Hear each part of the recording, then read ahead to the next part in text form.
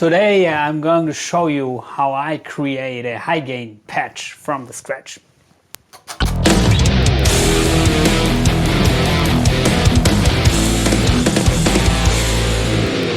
You may know that I offer high gain preset packs for most of the modeling units on the market.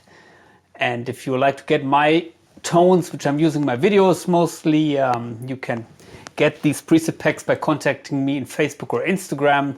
The links are in the description below. But today I would like to show you my way of creating a preset. When I get a new modeling unit, for example, the first thing I do is I'm checking out the stock presets or the presets that come with the unit. But in most cases, I'm not quite satisfied with the results. So, of course, you can buy my preset pack and then be happy, but if you would like to do it by yourself, this video may help a little bit. So here's the editor of my Valeton GP200, and I choose this unit because it's quite affordable. I think many people know it, like it, whatever. Currently I'm playing one preset out of my preset pack, using the VH4. But usually what I do first, I'm starting with the amp, usually somewhere here in the middle, because I know I will have some effects in front of the amp and some effects after the cap, like reverbs and delays. So in front of the amp, typically there's distortion, sometimes maybe an EQ, a noise gate, a wah, also phaser or a flanger sound nice in front of the amp. But let's start just with the amp tone, and therefore, of course, it's important to find the right amp. So let's say you want to get a high gain tone, then maybe the best choice is to choose an amp that is known for high gain tones. So which amps are maybe known for good high gain tones? Marshalls, Mesas.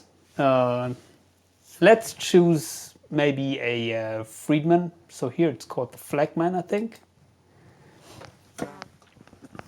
And of course, we have to turn it on. And we need a cap, otherwise it sounds like shit. And that is the most important thing, in my opinion, to choose the right amp and the right cap. Here we have a UK Green, UK 75. Dark. So these are maybe the typical Marshall amps. You can lead. Sounds a little bit nasty in the highs to me. Another Marshall. It's a little bit weird phasing issues. I prefer the UK Modern, but let's maybe choose another one.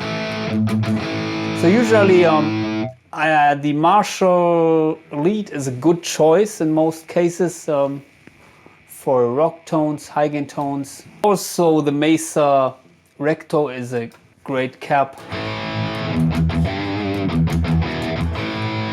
So let's choose maybe this cap for our video. Also we can raise the volume a little bit.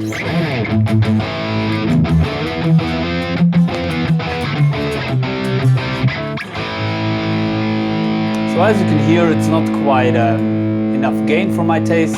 By the way, I'm using this Harley Benton Fusion guitar, which doesn't have a very high output, so it has a stock Roswell pickups.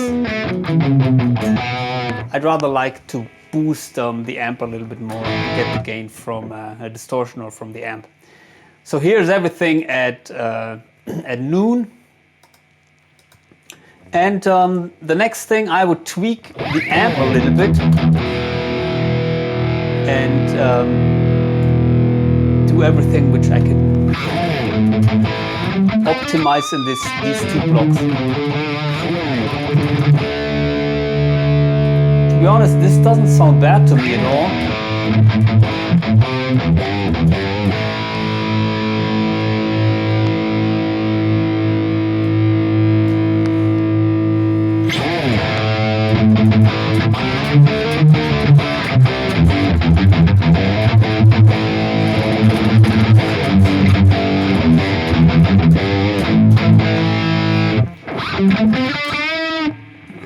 As you can hear, it's noisy as hell, so let's apply a noise gate. And here you have just a threshold which you can adjust to your taste. So I would choose the point where it's just reducing the noise and then raise it a little bit more, like maybe 10 dB here. Because I want the noise gate just to kill the floor noise, not to cut off everything else. Important, I think, to play around with the position. I would start in front of the amp. Sometimes it's not working. In some units you have to adjust to which signal the noise gate reacts. So it can be either the signal coming from the guitar at the input, but then it would be a little bit, well, the latency is not that big if it's later in the chain, or it can just react to the signal that's coming from the previous effect. Anyway, here you don't have the option, so quite easy. That is our sound. Next thing I would do if I was not happy with the tone, I would play around with the low and the high cut here in the cap section. And that depends on the slope in which the cut is implemented. But in most cases, for a live situation at least, I end up setting the high cut around maybe 5 or 6K, which seems to be quite low for some people, but in a live situation it makes sense. Also the low cut, I think you're losing a lot of power if you reduce too much of the lows. And also for leads, it's nice to have a little bit amount of bass frequencies. Of course, you can cut it somewhere maybe below 80 Hertz or something, because that is usually not needed in a guitar tone. I would recommend to set the low cut in a live situation if you're playing at loud volumes, rather than to do it at home.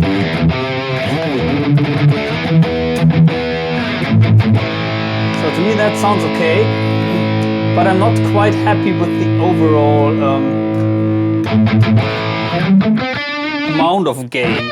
So this is more a traditional rock tone to me.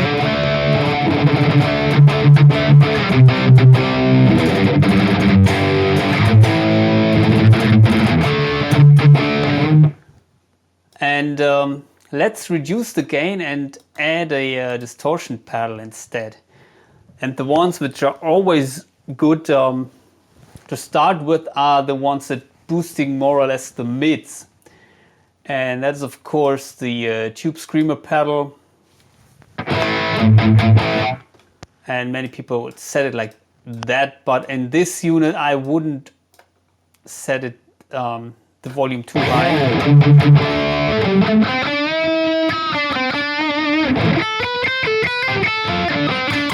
You have the fat in the air here. This modeling unit comes with some other Tube Screamer emulations. I think the Green OD, which is maybe the 808 Maxi. Okay. And the thing with boosting is, if you boost too much of the high frequencies or too much lows, if you're boosting too much of the low frequencies coming from the guitar, then you immediately get flubby bass. So I wouldn't do that. But if you boost too much of the highs, it gets scratchy and nasty, and also you're running into feedbacks. And you cannot dial out these behavior with an EQ after the amp. So it's very important that you're just boosting the frequencies you want here. And as these pickups are a little bit harsh in the top end, I tend to roll the tone back with this guitar. If I would use another guitar, maybe I would raise the tone a little bit more. So reducing the gain and cranking the volume is a good idea for a pedal. But that doesn't mean necessarily to set the gain to 0. And a good way to find the right amount is playing, at least with this guitar here, to play a little bit muted on the higher strings.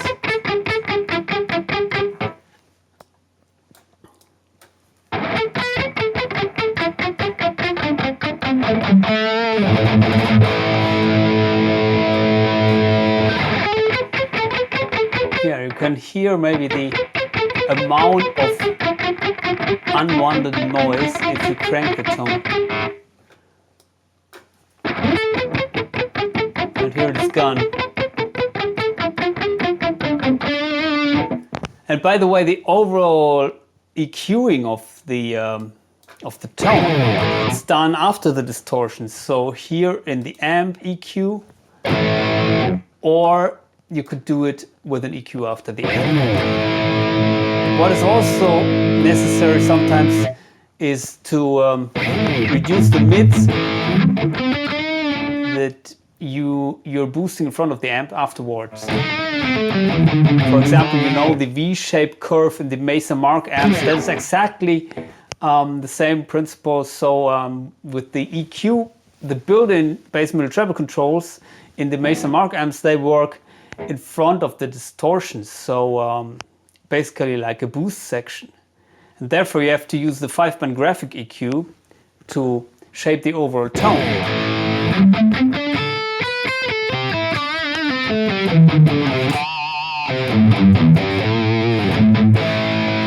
So this is working. Another pedal which is also working great and which has a little bit more gain is the Boss Super Overdrive. I like to use this with Marshall JC amps, Plexis, because these amps usually they don't have the amount of gain like the Friedman.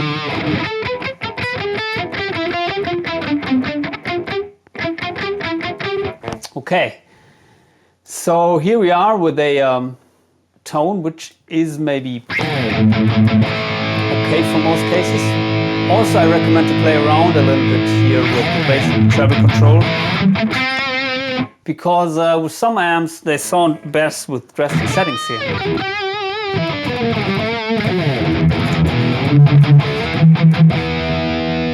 Okay, what else can we do? The next thing which I would do if I was not 100% happy with the tone, I would use an EQ after the amp and the cap.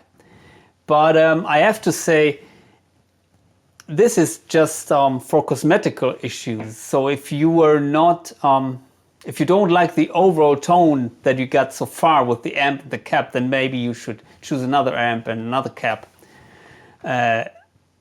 So I rather like to use this EQ here for cosmetical corrections.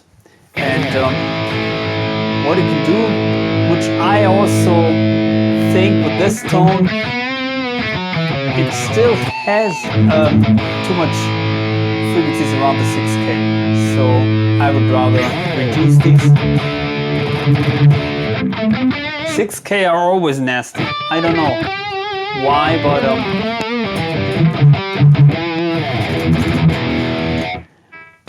but I'd recommend to use this using your ear, because sometimes these frequencies here, they don't fit the frequency range correctly, or maybe the effect which you would like to get is not done with the right fader. So, for example, here you have the Mesa EQ and the 6.6K. Sounds totally different than using the 6K here.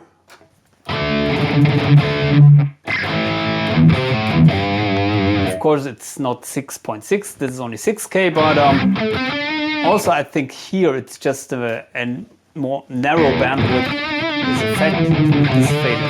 So I like this, I prefer this over the Mesa EQ.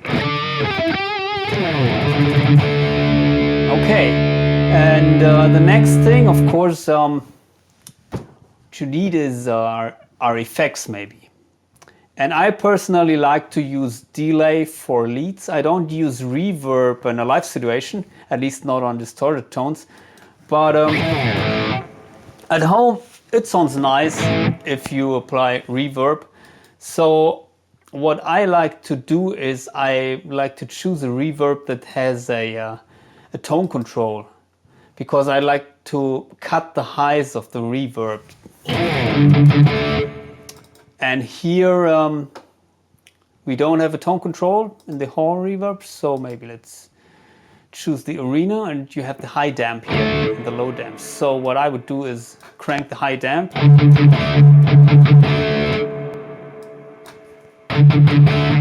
So you can see here, the highs are really annoying. And you don't have to play around with the pre-delay and the decay that much. In most cases it's enough to just reduce the mix. And there you go. We have a little bit of a room reverb.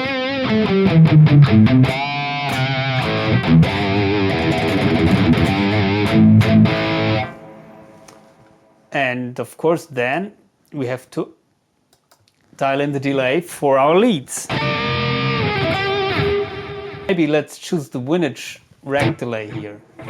And yeah, do the same thing, 500 milliseconds.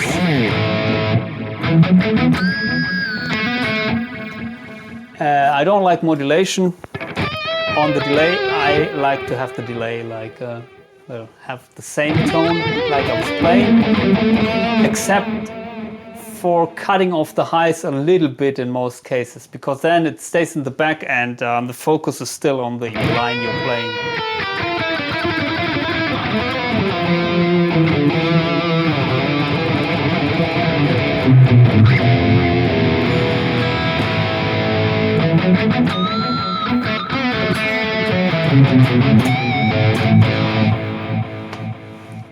So there we go. That is my basic distorted tone for rhythm and leads. I'm using the same sound usually for rhythm and leads. The only thing which I do for leads is I boost the overall sound about 3 dB, and that is done at the end of the chain. So here you could do it, I don't know, with the volume pedal, but it depends on the layout of your presets. If you're staying within the same preset for rhythm and lead, or if you're using 2 presets. And let's see how fast we can get a good tone with quite another amp, which is the Mesa Dual Recto. Sounds way different to the Friedman.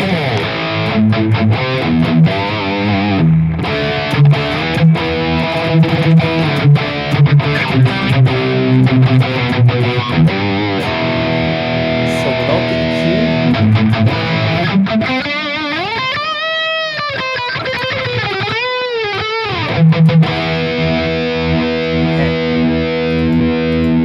I think here I wouldn't reduce the 6K too much, but just let's play around with the amp as we did before. First.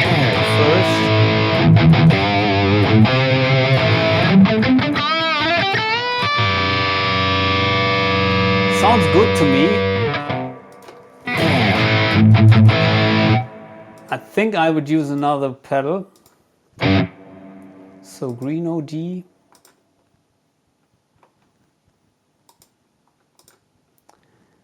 But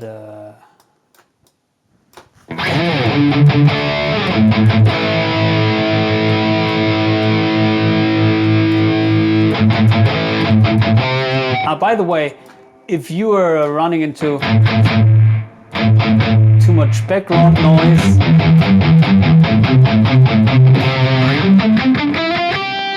or the distortion stage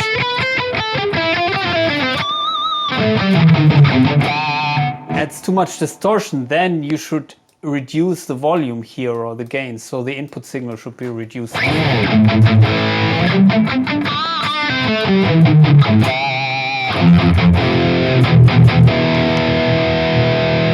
Sounds a little bit nasty in this 6K, but that is maybe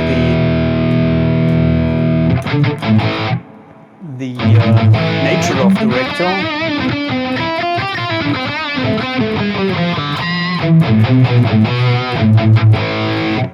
I think in a mix this sound could be pretty nice.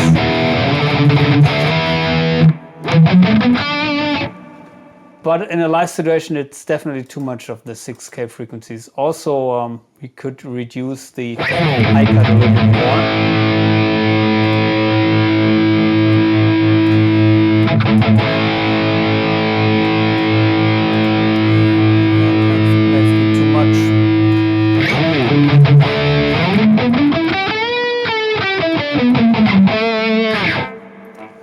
So this tone, it sounds okay for me for playing at home, but for live it has two, it has a hole in the middle frequency wise, so I rather like to have more mids, low mids. Especially the low mids are very important for leads, that your lead tone doesn't get too thin. Unfortunately you don't have the fader for the low mids here. Which are maybe around the 250 Hertz, so maybe we could choose another. Maybe let's choose the Mesa one. See what that does. So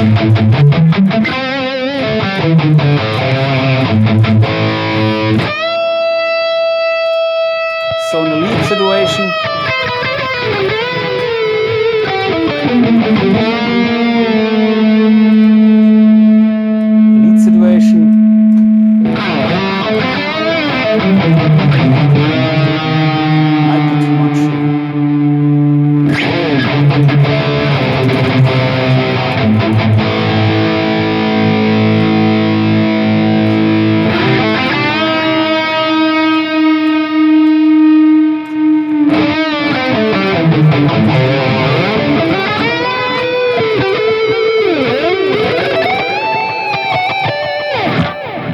so that's it for today. I hope the video will help you getting your own favorite tones. And as I said, please consider subscribing to my channel and get my preset packs by contacting me on Instagram or Facebook.